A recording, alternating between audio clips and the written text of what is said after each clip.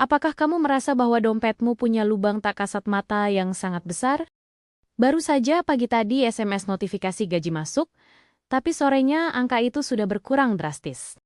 Di Indonesia, kita sering mendengar keluhan tentang gaji UMR yang katanya tidak manusiawi. Apalagi di kota besar, di mana harga sewa kos dan makan siang terus merangkak naik setiap tahun. Kita merasa seperti sedang berlari di atas treadmill. Capek luar biasa, tapi tidak pernah maju. Rasanya mustahil untuk menabung, apalagi investasi. Saat kebutuhan pokok saja sudah mencekik leher. Tapi, mari kita berhenti sejenak dan melihat realita di sekitar kita dengan sudut pandang berbeda. Ada banyak kawan kita yang gajinya sama, tapi mereka tidak tampak seperti dikejar-kejar penagih hutang. Apa rahasianya? Apakah mereka punya pesugihan? Tentu saja tidak. Ini soal manajemen diri. Masalah terbesar mengelola gaji kecil di Indonesia sebenarnya bukan pada jumlah angkanya, melainkan pada ketidakmampuan kita membedakan antara butuh hidup dan ingin gaya. Kita sering terjebak dalam budaya nongkrong, budaya kopi kekinian, dan rasa takut dibilang pelit. Mari kita bongkar satu persatu bagaimana cara bertahan hidup dengan gaji UMR tanpa tersiksa. Langkah pertama yang paling krusial adalah menghadapi kenyataan melalui pencatatan keuangan. Banyak orang takut mencatat karena mereka tidak mau melihat betapa buruknya kebiasaan mereka. Padahal, tanpa catatan, kamu seperti orang buta yang berjalan di pinggir jurang yang terjal. Catatlah setiap pengeluaran, bahkan untuk uang parkir Rp2.000 atau sedekah di jalan. Di akhir bulan, kamu akan menemukan bocor halus yang selama ini menguras saldo ATM-mu. Mungkin itu adalah biaya langganan aplikasi yang tidak dipakai atau jajan gorengan setiap sore. 10.000 sehari mungkin terdengar kecil, tapi dalam sebulan itu adalah Rp300.000.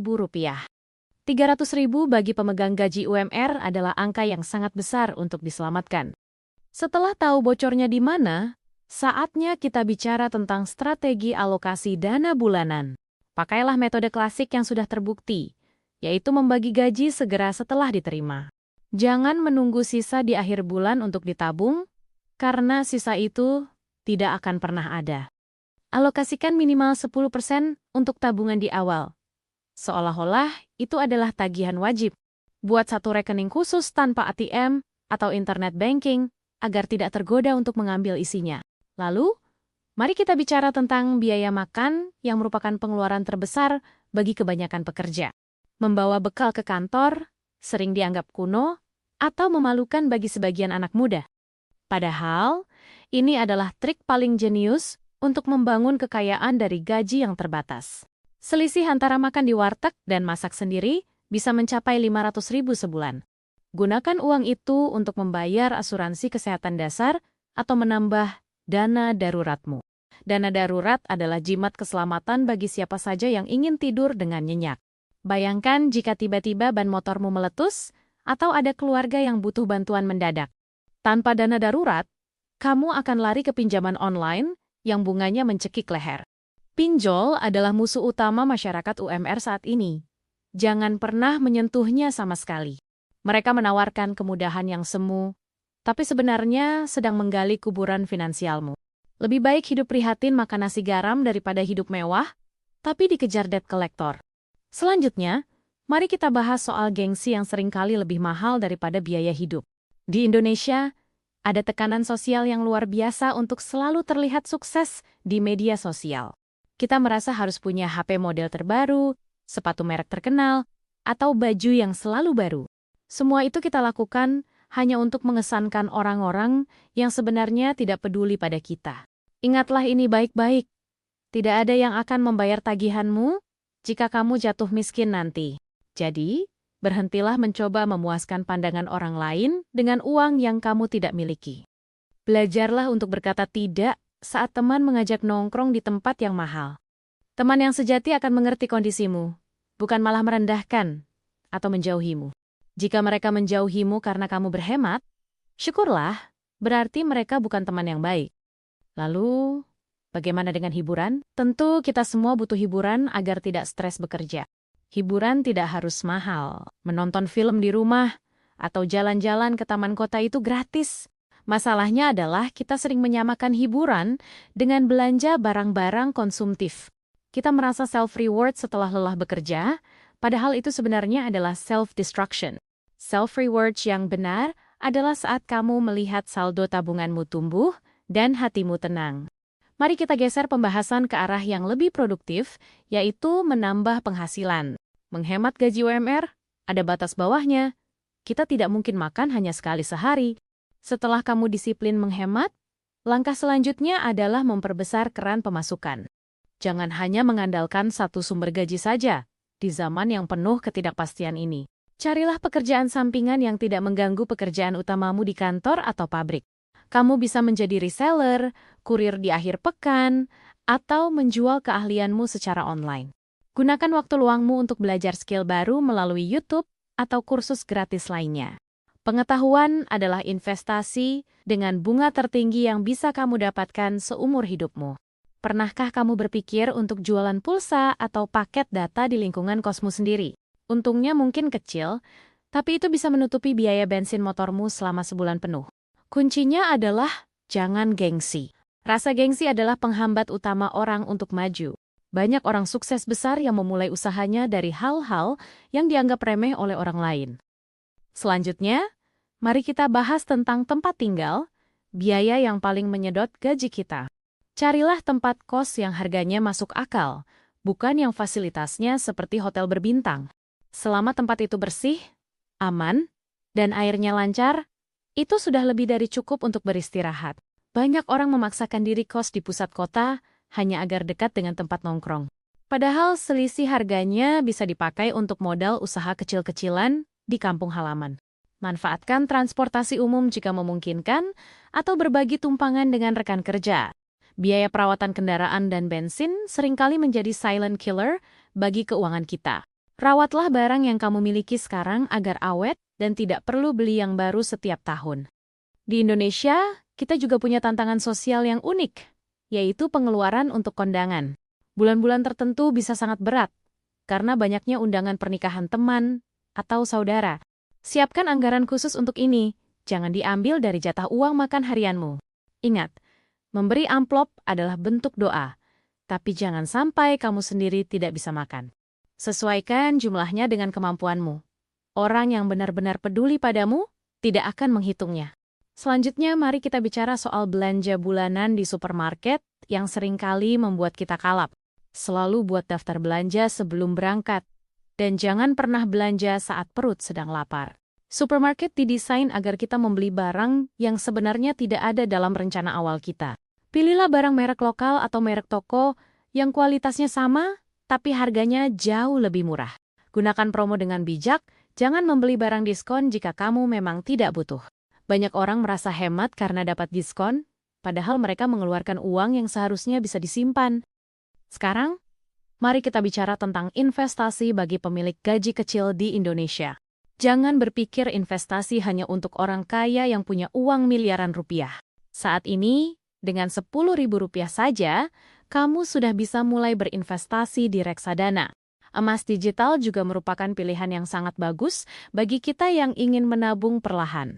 Kekuatan utama investasi bukan pada jumlah uangnya, tapi pada konsistensi dan waktu. Uang kecil yang dikumpulkan bertahun-tahun akan menjadi bukit yang bisa menyelamatkan masa tuamu. Berhenti berharap pada skema cepat kaya atau judi online yang sedang marak saat ini. Judol adalah cara tercepat untuk menghancurkan hidupmu dan keluargamu dalam semalam. Tidak ada orang kaya karena judi. Yang ada hanya bandar yang semakin kaya dari uangmu. Lebih baik uangnya dipakai untuk beli kuota belajar atau beli buku yang bermanfaat. Jika kalian tertarik untuk belajar tentang investasi dengan dana kecil seperti reksadana atau emas digital, silakan tinggalkan komentar, kita akan bahas pada video berikutnya. Kembali lagi ke soal gaya hidup, mari kita bahas tentang godaan media sosial. Seringkali kita merasa miskin bukan karena kekurangan, tapi karena terlalu banyak melihat hidup orang. Instagram dan TikTok adalah etalase kesuksesan yang seringkali sudah difilter sedemikian rupa. Berhentilah membandingkan proses hidupmu yang sulit dengan hasil hidup orang lain yang tampak indah. Fokuslah pada perbaikan dirimu sendiri setiap harinya, sekecil apapun kemajuan yang kamu buat. Gaji UMR adalah titik awal, bukan titik akhir perjalanan karir dan finansialmu. Banyak pengusaha sukses di Indonesia yang dulunya juga memulai dari upah minimum. Mereka bisa sukses karena mereka punya mentalitas petarung dan disiplin yang sangat tinggi. Mereka tidak menghabiskan gajinya untuk kesenangan sesaat yang tidak membangun masa depan. Gunakan setiap rupiah dengan penuh kesadaran, karena uang itu adalah hasil tetesan keringatmu. Hargai dirimu sendiri dengan cara mengelola keuanganmu secara bertanggung jawab dan dewasa. Jika kamu punya cicilan motor, usahakan untuk segera melunasinya dan jangan ambil cicilan baru. Kendaraan adalah alat transportasi, bukan simbol status yang harus diperbarui setiap tahun. Miliki prinsip hidup yang kuat, jangan mudah goyah oleh iklan atau ajakan teman yang boros. Kebebasan finansial dimulai dari sini. Dari caramu mengatur uang receh di sakumu saat ini. Pernahkah kamu mencoba puasa belanja selama 1 minggu dalam sebulan? Cobalah tantangan ini. Ini melatih otot disiplinmu agar tidak selalu menuruti setiap keinginan yang muncul di kepala. Semakin kamu mampu mengendalikan keinginanmu, semakin kaya kamu sebenarnya secara mental. Kekayaan sejati adalah saat kamu tidak lagi didikte oleh uang, tapi kamulah yang mengatur uang. Bekerjalah dengan giat. Tapi jangan lupa untuk selalu bersyukur atas apa yang sudah ada. Rasa syukur akan menjauhkanmu dari rasa haus akan barang-barang mewah yang tidak perlu. Berbagi dengan orang yang lebih membutuhkan juga akan membuka pintu rezeki dari arah yang tak terduga. Sedekah tidak akan membuatmu miskin, justru akan memberimu ketenangan batin yang luar biasa. Ketahuilah bahwa fase gaji UMR ini hanyalah ujian untuk melihat seberapa amanah kamu mengatur uang. Jika uang kecil saja tidak bisa kamu atur, bagaimana Tuhan akan mempercayaimu dengan uang besar? Setiap pengusaha besar pasti melalui fase sulit di mana mereka harus sangat berhemat. Jadikan masa ini sebagai sekolah terbaikmu untuk mempelajari karakter diri dan manajemen keuangan. Ingat, gaji UMR hanyalah angka, tapi caramu menyikapinya adalah penentu masa depanmu. Tetaplah optimis, tetaplah bekerja keras, dan jangan pernah berhenti untuk terus belajar. Suatu saat nanti, kamu akan melihat kembali masa-masa ini dengan senyum penuh kemenangan. Kamu akan bangga pada dirimu yang dulu berani hidup prihatin demi masa depan yang gemilang. Jangan biarkan upah minimum mematikan api semangatmu untuk mencapai kesuksesan yang luar biasa. Dunia ini luas, peluang ada di mana-mana, bagi mereka yang matanya selalu terbuka mencari celah. Berhenti mengeluh di media sosial, mulailah bergerak melakukan perubahan nyata di dunia nyata. Ubah mindset gaji kecil menjadi modal awal untuk membangun kerajaan bisnis di masa depan. Setiap rupiah yang kamu simpan hari ini adalah peluru untuk memenangkan peperangan ekonomi esok hari. Terima kasih sudah bertahan sejauh ini. Perjuanganmu sungguh layak untuk dihormati dan dibanggakan. Sampai jumpa di video-video selanjutnya yang akan terus menemani perjalanan suksesmu. Saya percaya, kamu bisa melewati semua rintangan ini dan menjadi versi terbaik dari dirimu sendiri. Jadilah pemenang atas egomu, jadilah pengatur uang yang handal, dan jadilah kebanggaan keluarga. Mari kita tutup hari ini dengan tekad baru untuk lebih bijak dalam mengelola setiap tetes keringat kita. Tetap semangat, tetap disiplin, dan mari kita jemput kesejahteraan yang selama ini kita impikan bersama.